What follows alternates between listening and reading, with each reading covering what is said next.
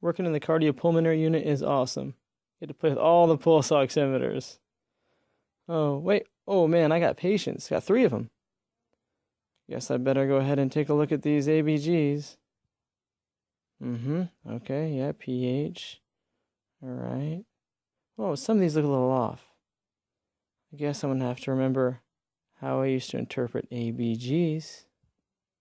Quick review. If pH is normal, straight line.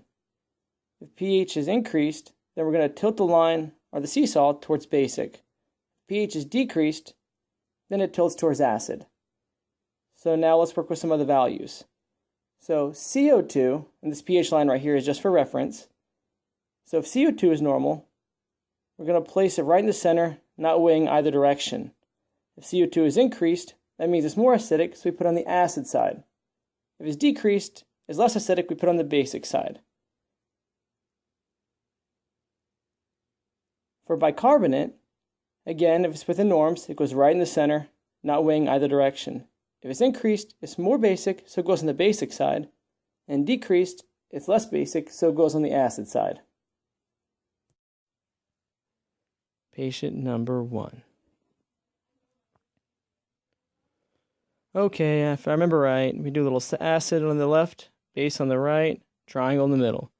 pH 7.23, below norms. So if that's the case, I tilt the seesaw, bounce more towards acid. Now, go ahead and take a look at this carbon dioxide level. And it is on the high side, so we're going to put the carbon dioxide over on the acid. Kind of weighing it towards it. Next, take a look at that bicarbonate level, 28. Also on the high side, going over here above the base, kind of counterbalancing some of that CO2.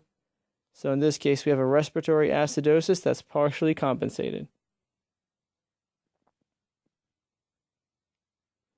Not too bad.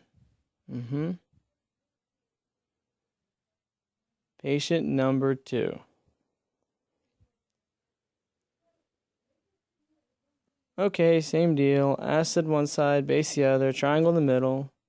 pH again, right here, below these norms, so we're doing the same kind of tilt to the seesaw over towards acid. Now take a quick look over here at the carbon dioxide level, 39. It's within normal limits, so this is not attributing to a weighting to either side, so we're going to kind of put it in the middle. Next, look at the bicarbonate level, 18. That's on the low side, so when bicarbonate's low, we put it over here on the acidic side. Now, as you can see here, we have a metabolic acidosis that's not compensated because CO2 is not counterweighting it. All right. Now, patient number 3.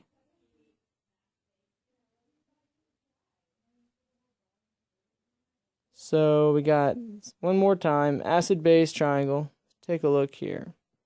Well, this time, pH is actually within normal limits here. So we're going to kind of draw a straight line right across. It's not really, balanced either way. Take a look at the CO2 level. It's 50. That's on the high side, so CO2 is going to be kind of over here on the acid. Now take a look at bicarbonate. It's also on the high side, so that's counterbalancing this CO2. So they're in balance, but because 7.45 is on the upper limit of the pH scale for norms, this is a compensated metabolic alkalosis. Nailed it. I'm fully ready to see these patients.